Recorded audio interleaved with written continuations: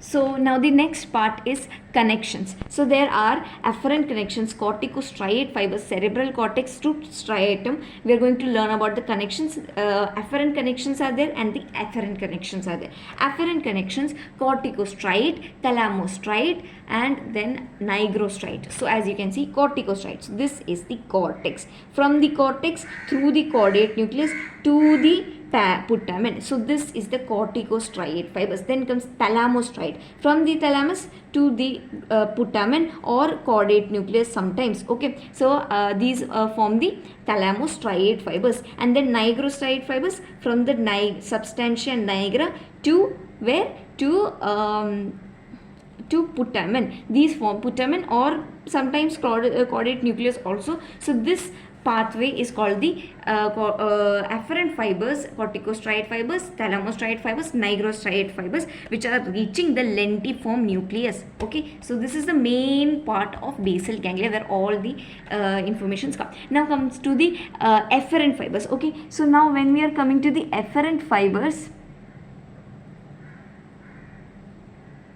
okay, so now we have come to the afferent fibers. Most of the output, it goes to the globus pallidus. Okay, to the globus pallidus, all the outputs which are coming to the putamen and caudate nucleus, most of them go to globus pallidus. Then the outflow from the globus pallidus is through two fasciculus.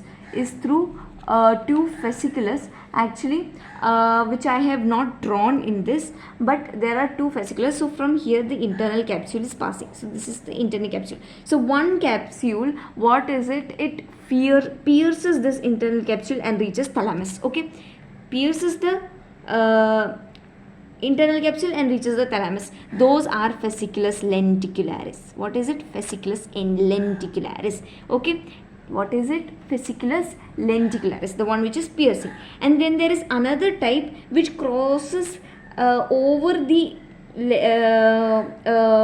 internal capsule without piercing it, enters the thalamus. Okay, without piercing it, it enters the thalamus. Okay, that is ansa lenticularis. That is ansa lenticularis that joins to the dentatorubral tract, and then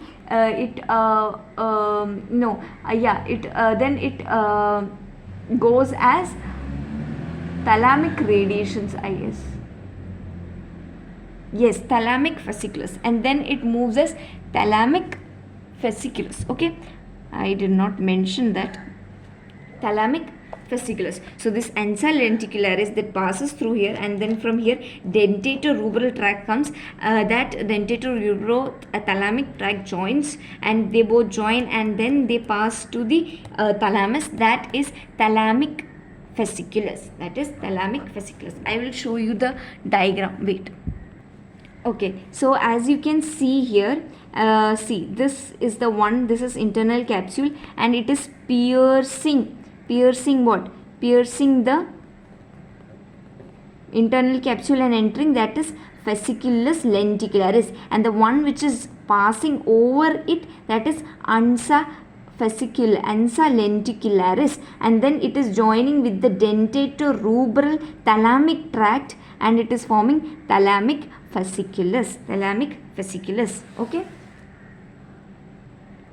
Okay, and as you can see here, this is here, I hope you can see, I had drawn a small subthalamus here.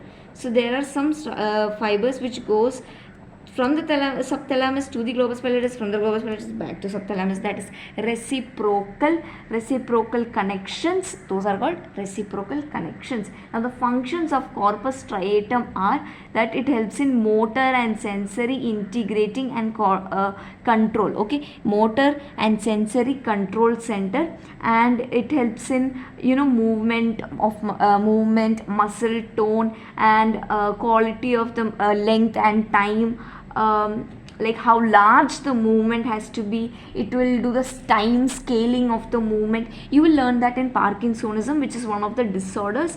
Claustrum. Okay, now the claustrum part, this is claustrum. Okay, this is a detached part of insula, and between the claustrum and the lenticular capsule, you can see, what is this? Tell me, what is this? This is external capsule. And then amygdaloid body, which is a part of limbic systems, it controls with emotions, and it is also a part of gray matter, which hence it is also considered as a part of basal ganglia. And then substantia nigra, I have told you there are two parts. Then functions of basal nuclei, planning and programming, cognitive role is there, and time scaling is there, how large the movement has to be, muscle tone, rest all are there. And about Parkinsonism, I would like to tell is that like in cerebral ataxia, it is different from that. Here you can see resting tremors and hypertonia is there. Okay. Yeah, and lead pipe, muscular lead pipe rigidity, cogwheel rigidity is there, shuffling gait you can see. So Parkinsonism, you need to remember, you will learn that in more detail in physiology. Okay, thank you.